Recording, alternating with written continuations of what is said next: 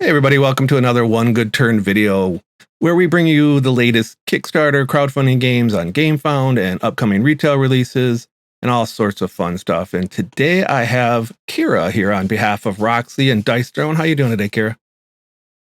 I'm So, doing great. How are you? right, I'm great. Thanks for taking time out of your busy schedule because I know you're tough to track down. Uh, so why don't you tell us? Everybody knows what Dice Throne is. Hopefully, if not, it's a two-player head-to-head dice manipulation game with a lot of abilities and powers, all sorts of fun stuff. And coming from somebody who's not normally a fan of just take that games, it's had a lot more going on with it. But what inspired this whole Krampus and Santa thing? Well, what's super fun is that Manny, the co-designer and illustrator behind Dice Throne, had released a reskin of the Barbarian for Christmas one year as a print and play for fans of the game. It was super fun. And I was talking with Aaron, who is the COO over at Dice Throne, and Guy, who's one of the graphic designers that supports Dice Throne and Roxley. And we had this idea to make it a real thing as a gift for Nate and Manny and Gavin. And we talked to one of our factory partners, and they were super awesome, and they did. They made Oh wow! it a real thing, and so it was a fun thing. They all got it in the mail around this time of year, a year or two ago now. I think it was a year ago. And it spurred a whole conversation about doing maybe a 2 hero box someday. Hmm. And then one day, Manny introduced us to a fully redesigned Santa and a new character named Krampus.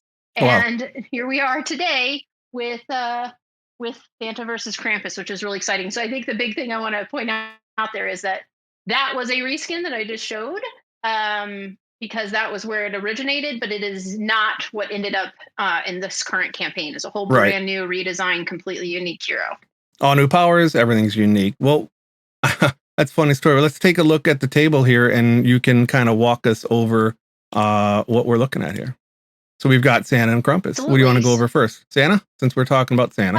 Yeah, let's go over Santa. We'll talk about Santa first. So you can see he's gotten a little bit of a redesign from the look that Nanny had drawn for him and the one I just showed, because he has this magical, amazing looking, scary axe for all the naughty children out there.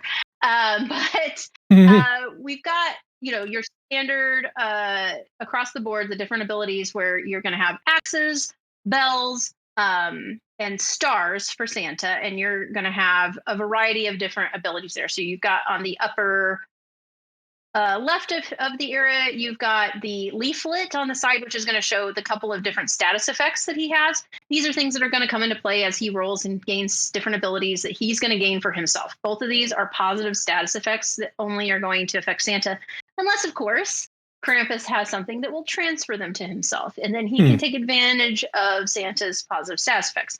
That is a common thread throughout all of Dice Throne, for those of you who are not familiar with the game yet. There are a lot of things in the game that help you mitigate, because this is a dice rolling game. Again, for anyone that doesn't know Dice Throne, I should probably start off with the fact that it is got the Yahtzee style roll to it. So you're going to roll, and then if you don't like what you rolled, you can re-roll and then re-roll again as many of those dice as you like, a total of 3 times. And you have a hand of cards as well that are going to help you mitigate or upgrade your board, or just get some additional abilities or fun things out. So if you want to flip a couple of those, we can show people. So that's what we call, there you go, transference right off the bat. Allows you to transfer a status effect from one player to another. So that's what I was just talking about with if Krampus or Santa want to take something from each other, they could. Or say Krampus would like to get rid of all of Santa's status effects, he could use what status effects. So all players, all heroes have those cards in their main deck. And this is another one that everybody has in their main deck. So Vegas Baby allows you to gain some CP. So there are standard cards across all heroes, and then there are some special cards that are specific to the hero that are going to do things like give him more cheer, give him more eggnog, and things of that nature. So that is kind of a quick overview of Santa. I'd really love to go over and talk a little bit about some of his abilities, because one of the fun things about Santa is that he is Santa. So he's always giving little gifts to everybody, even when Right. he's beating you up. Trim the tree So, and naughty or for nice. instance, yeah, yeah, right above naughty or nice is festivities, which he's going to give everybody CP, which is great. So if Hmm. you're playing a multiplayer game, all dice thrown can be played head to head 2 player, or you can do a multiplayer 2v2, or you can do a free for all where you're all fighting each other. But we'll stick to the 1v1 for right now. But if you had multiple players, then all players would gain 1 CP. Now, the other thing is we have Dice Throne Adventures, which you can play Santa and Krampus as characters through Dice Throne Adventures. And so in that case, you have a party that's going through the dungeon crawl. They would all gain 1 CP if he activated festivities against his minion opponent or boss opponent. So these are really fun. Comfort and Joy is his ultimate. Ultimate is like the big win thing that everybody wants to get in Dice Throne. But it is not an easy thing to get because it means getting all 6s. And again, plenty of dice mitigation cards to help you with that along the way. But you're going to get 4 eggnog. You're going to deal 10 undefendable damage, which means they cannot do Well, any defense roll, though Krampus could choose to use a card to avoid some of that damage or a token or something along those lines, depending what he's got. But you'll notice at the bottom, he also gives a little bit again here. So we see that a lot with Santa, is that he's giving and he's getting, he's giving and he's getting. So, oh, sorry. I he gives missed 4 your eggnog and deals 20 overall. damage. Yeah. Yep. Yep. So some of his abilities are going to give and get, if you will, and some of his abilities won't. Really like reindeer games because you get a whole bunch of more status effects for your roll. That's a large straight, and then you're going to deal 4 damage, but then you're going to deal additional damage for the amount of eggnog and cheer that you have, and you have a stack limit of, I believe, 4 and 3 for those. So it's a potential of an additional 7 damage that you're dealing Wow. with reindeer games, which is really awesome. Very cool. Yeah, a lot of So surprises. then we can talk more about Krampus if you want let's do it. now. Yes. Um, I like Krampus. Cool. So Krampus, these are, Santa and Krampus, depending on where you're from in the world, some one or the other may be more familiar to you, but Krampus is another folk hero, if you will, around the holiday season. But he's the one who's putting coal in your stockings, and he also has kind of what we call, I don't know, they're called rejects, but I call them adorable, and that They is are. his little stack of cards. That are these little rejects, and he can gain these throughout the game, and he can have 3 of them out at a time. Once they're activated, they get discarded and then can be redrawn later. But each one has a special and unique ability that's going to help Krampus out in some way during his turns, and be there to support him as he's dealing with all the naughty children out there. But the art is incredible. The names are fun, and they add a kind of a companion type element to Right. to Krampus, similar to, if you're familiar with the game, Artificer or uh, Nala and so on. So Right. we have a few companions out there in the series. So yeah, I think it'll be a lot of fun, and I think the rejects versus like the Artificer's bots in the future could be a really fun matchup for people who like playing Artificer. So Very cool. he's got Coal, which is a negative status effect. So he's going to be giving that. Coal is super mean in that you're going to keep giving Coal. And when a player ends up with 4 Coal, they have to remove all of it, but then they don't get to gain CP. So the next time they gain CP, it actually prevents them from gaining 1 CP. Which can be a killer in your upkeep phase because that's when you gain 1 CP. But if there's other opportunities for you to gain CP, it's also going to hinder that. And then you get the coal removed. But if you look at Bad Tidings, for example, which is one of Krampus's abilities, when you roll a switch, a bell, a gift, and horns, you're going to deal 2 coal to your opponent, but then deal 2 collateral damage for each coal. Collateral damage comes into play more with multiplayer as far as like the extended effects of collateral damage. But for the basics for today, I'll just say it means undefendable. So again, you can use cards or status effects that might be applicable here, but you cannot roll against bad tidings when this happens. So, and you can see all the names are really, really fun. And his ultimate is called Discomfort and Pain versus Comfort and Joy, like Santa. Right. Again, this is all sixes. Gaining gifts for him is going to be how he gains his rejects as well. So he'll spend a gift to get a reject out of the deck. And he's just got a lot of really fun abilities here that do a lot of different things. And again, is a fully unique hero we haven't seen before with some fun things. Both of these heroes have defense rolls that do not actually help them prevent damage. Really? Which is fun. And we have seen that with a few different heroes that don't have necessarily damage prevention, but they have getting tokens or getting, more damage to the opponent in a lot of cases. So, or more CP in some cases, just depends on the hero. So there's a lot of fun things there. For those of you that aren't aware of Dice Throne's difficulty levels, or complexity levels, I shouldn't say difficulty levels, that's the wrong word. Complexity levels. A complexity level is just, it's noted on each character. So Santa is a 2 complexity and Krampus is a 4 complexity. The reason for those complexities is Krampus has rejects. He has companions. So he is just ultimately more complex to play. It doesn't change his capability against Santa. Right. It doesn't necessarily make him stronger than Santa. Again, all of these heroes is how you play. I think one of the most fun things we've been seeing in our Facebook community, so the Dice Throne Facebook community, which is a really good community for getting your questions answered if you're a new Dice Throne player and you have questions. But I feel like at this point we've had everybody say at least one of the characters is OP all through Dice Throne. Of course. So when they're all OP, are any of them? That's the best thing. Yeah. So yeah, they're just all a lot of fun to play, and it's how you play it. And it is a strategic game, even though there is some luck element with dice rolling in it. But I have talked a lot, so that's the quick overview of the 2 characters. That's perfect. Any questions there? No, I was gonna say, which of the it's what makes Dice Stone great is that every character kind of stands on their own, and all the powers are unique, and you feel like that one's stronger than the other, and that's what makes good games good. Like even Magic the Gathering, that was how it felt. Like everybody was like, "Oh, these are way too strong."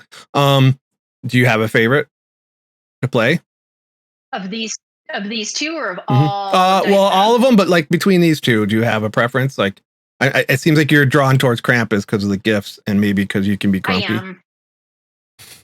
Yeah, you do know me too well. I like being grumpy. So do I. I don't like it. I really love the rejects. Yes, they're so cute. They are such a fun and unique thing, and just having them out and having my little friends out makes everything. It's just a fun thematic addition to the game, and how it plays into your strategy is really cool. I haven't had a chance to play these 2 characters as much as the others, obviously, because they are still they're going to be going into production because we're on Kickstarter right now. The prototype that I have, the physical prototype I have, is actually outdated compared to what we're looking at here. This is the current to be printed version that we're looking at.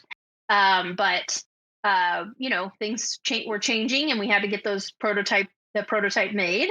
The sample made before we had finished tweaking. So I've played an older version a little bit more than I've played the final version. So I'm looking forward to getting into that more as we go.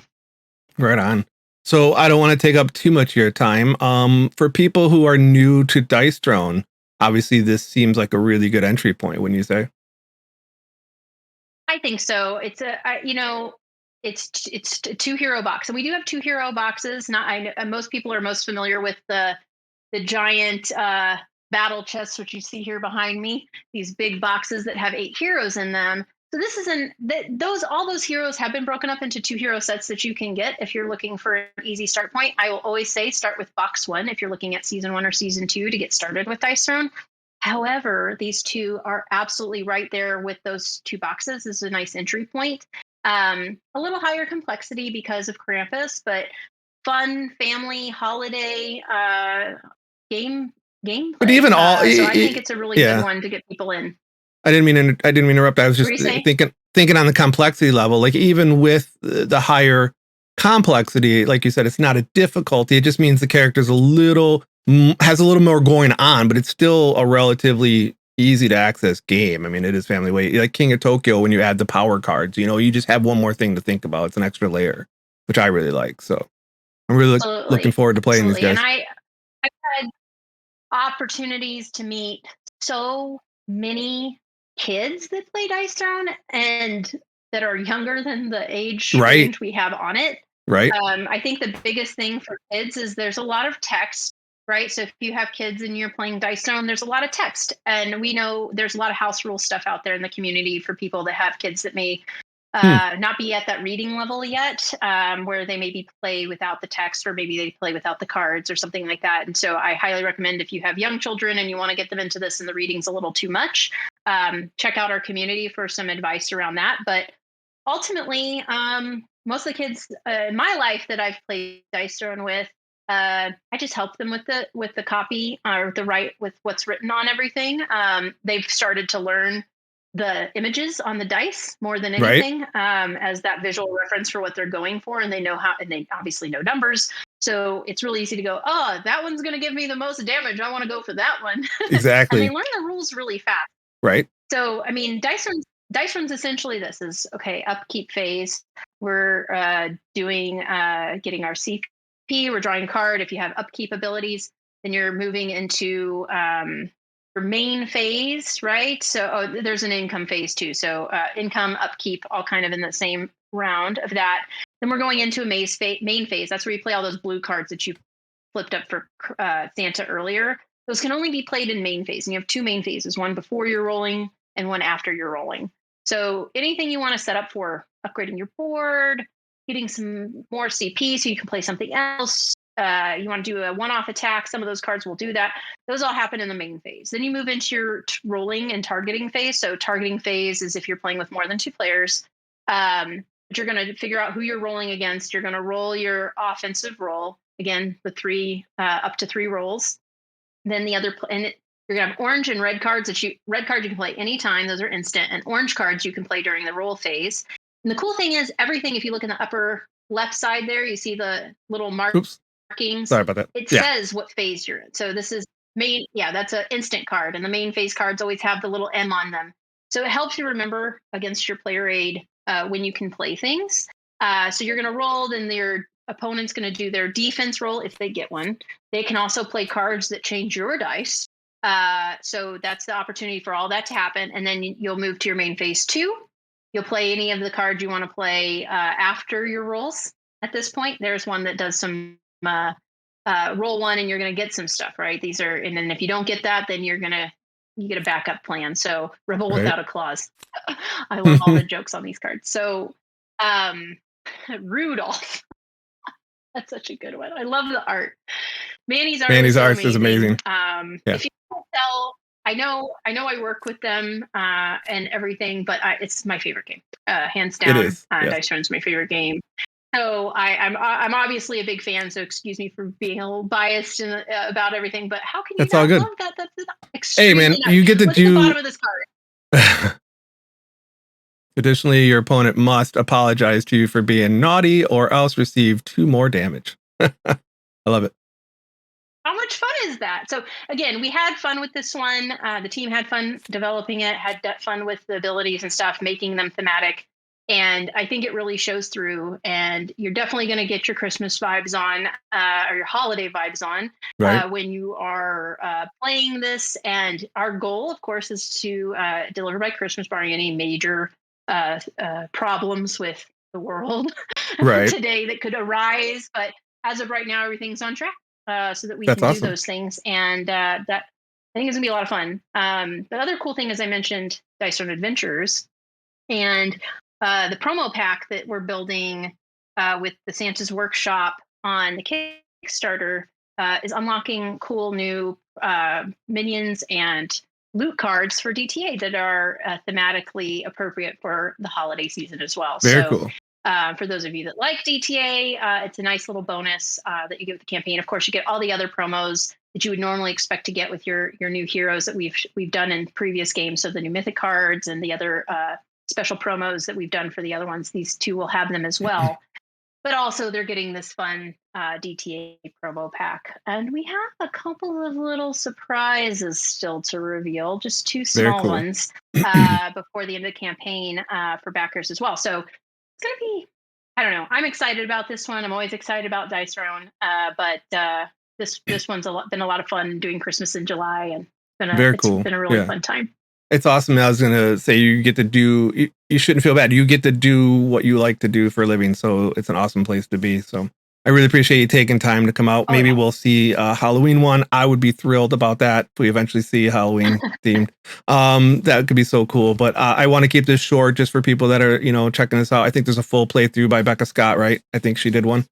Yep. Yes, there's a full playthrough by Becca and by Board Game Spotlight. Okay. They did a live stream earlier this week, so Cool. you could see both of those and see how the game plays.